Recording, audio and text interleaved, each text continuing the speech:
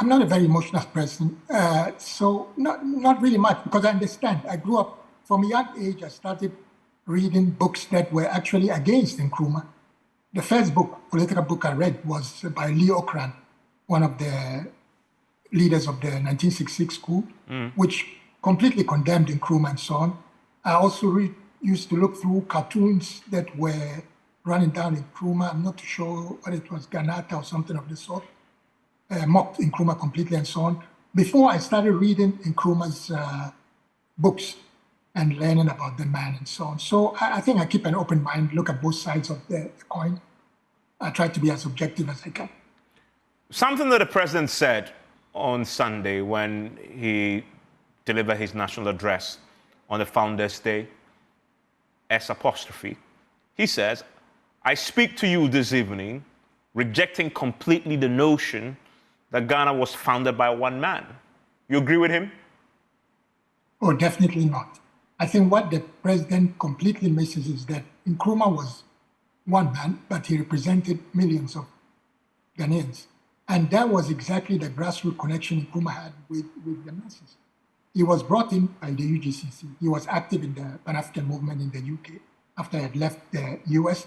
And I would later kind of go into his 10 years in the US, because I think that's what made Nkrumah.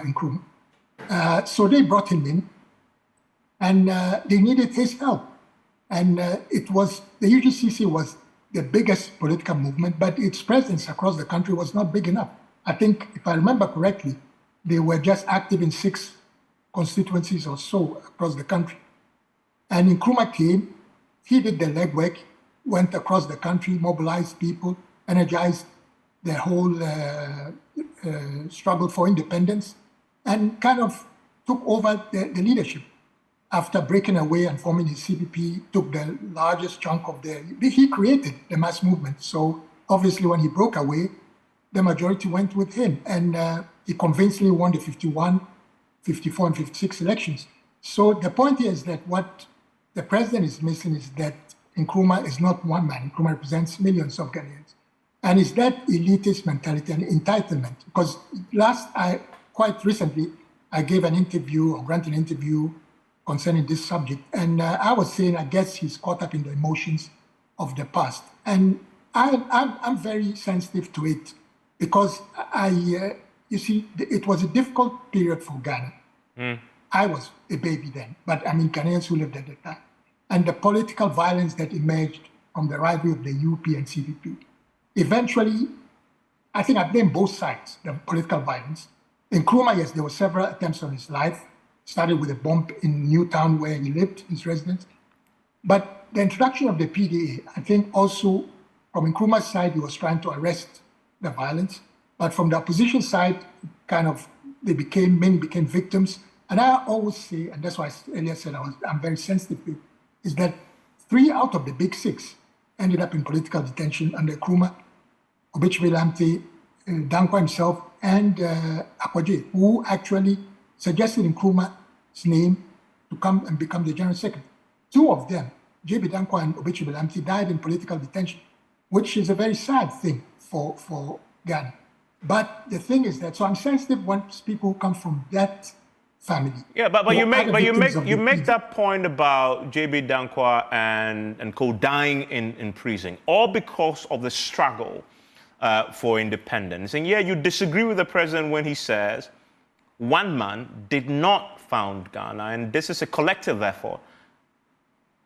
Yeah, but my point is that, so I'm sensitive to the emotions expressed by Nana Akufo-Addo because of what happened to J.B. Dankwa. And I'm sensitive to the others who also ended up in political detention under Nkrumah. Because Nkrumah, at the end of the day, takes responsibility for it.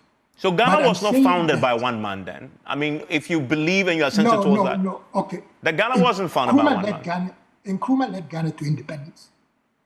When Nkrumah came back to Ghana, he was invited back, but he changed the dynamics of the struggle. So in many ways, Nkrumah, we don't have an issue with Nkrumah leading Ghana to independence. The issue about the founder. But there's a history behind the founder. And as I was saying earlier, 51 head of government business, 52 prime minister. He led Ghana to independence in 57. 1960, he ran against Dankwa, the presidential elections, and became and was elected as president. And Ghana became a republic, very significant. So the Queen was no longer the head of state. The British national was not the head of state of Ghana, but a Ghanaian.